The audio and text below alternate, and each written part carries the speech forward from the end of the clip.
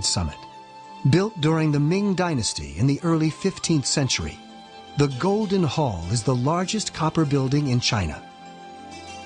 The 90-ton structure was plated entirely in gold in Beijing before being transported miles to this sacred site. Although we can only speculate how it got from Beijing to the mountain, there is a path winding through it from Junshan in Sansu Peak, where the temple sits. We do know that the importance of the building to the emperor meant no effort or expense was spared. Taoist pilgrims come here to worship the god Zhenwu. Born as a prince, he practiced martial arts and studied Taoism on Mount Wudang. It's believed that he achieved immortality on these very slopes. His journey to becoming a god was long and hard. People say that the secret to his success was in a mysterious, life-changing encounter that's now a famous legend. After 4 years of training on Mount Wudang, he got tired and gave up. On the way down Mount Wudang, he met the goddess Guan Yin, who was disguised as an old lady. Guan Yin was sharpening an iron rod. Prince Zhenwu was curious, so he went up to her and asked, "What are you doing with the metal rod?" She replied, "I'm making a sewing needle." Prince Zhenwu was astonished. "How can such a thick rod be sharpened into a needle?" Guan Yin replied, "If a rod can be sharpened into a needle, anything is possible." Prince Zhenwu realized the wisdom of the old woman's words. If she kept at it long enough, the steel rod she was sharpening could indeed one day become a needle. It was just a matter of time and perseverance. Inspired, Prince Zhenwu turned back up the mountain and returned to his training, determined to reach his goal. It took him more than 4 decades to achieve immortality, finally becoming a god known as the perfect warrior.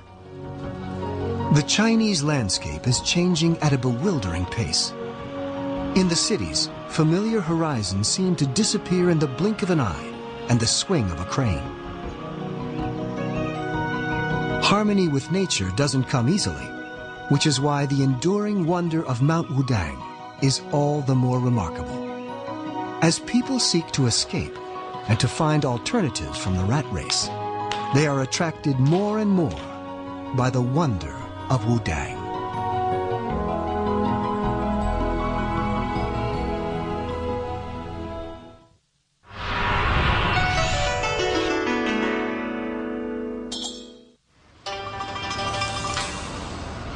On the banks of China's mighty Yangtze River, a temple has stood firm for half a millennium. It is built out of wood, stands 12 stories high, and clings to the cliff without the support of a single nail. The Shibaochai Temple is a miraculous example of ancient engineering and religious devotion.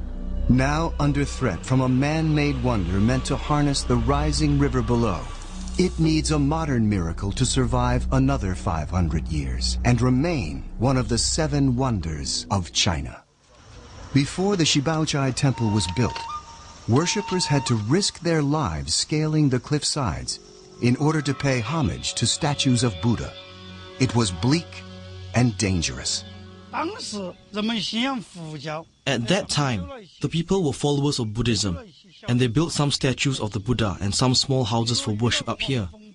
But during storms and windy days, the houses were destroyed, so they decided to build a temple here instead for worship and other Buddhist rituals. So in the 17th century, local people built a 12-story pavilion as a way of getting worshippers safely up the cliff face. It was a permanent replacement for the makeshift shrines that were regularly blown off the cliff by storms. They took a radical, seemingly impossible approach and decided to make the cliff itself part of the temple complex. So the building of Shibaozai has walls on 3 sides, while one side leans against the cliff. You can see that this whole pillar is not very straight. It has a certain degree of slanting. This one and this one are similar, leaning against the cliff. So the pushing forces of this building are all directed on the cliff wall. In theory, the temple pavilion should have disappeared long ago. It has only 3 sides. It leans against a cliff, and there are no nails holding its 12 floors together. So how has it withstood half a millennium of howling wind and pounding rain? The secret lies in those unique windows, which are definitely not just for decoration. This building has already 500 to 600 years of history. Why hasn't it slanted or collapsed? The main reason is the windows, which allow the wind to be absorbed during stormy weather so that the building remains unaffected. If it had been built closed, there would have existed a pushing force, which would then shake the building. What makes the Qibaochai Temple's survival harder to explain is that it's made entirely of wood and stands firm, proud, and erect without the use of a single nail. The Qibaochai Temple has outlived revolutions, survived corrosive weather, changes of government, and the ferocious power of an uncontrollable river. But now, this wonder of China is under threat from the Three Gorges Dam, the largest in the world. Once complete, there will be a dramatic and potentially devastating rise in the levels of the Yangtze. The rise of the general water level is mainly because it is required for hydroelectricity generation in the Three Gorges Dam. The water level has to be maintained at a certain level to satisfy the condition required for this output. Three Gorges is 8 times more powerful than the Hoover Dam, and it will supply 364 million people.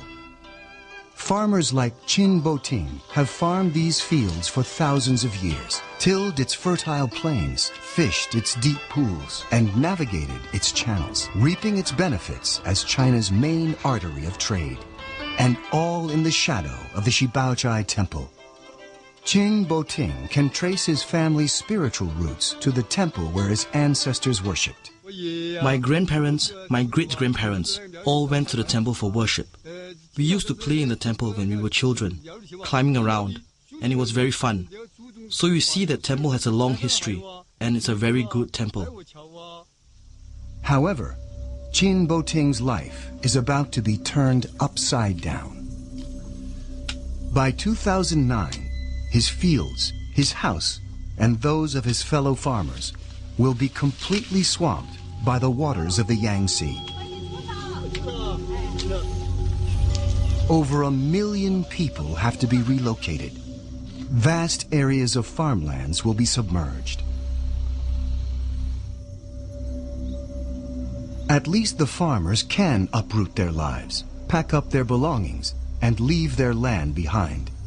The same cannot be said for some 1,300 cultural sites that face imminent destruction from the rising water levels.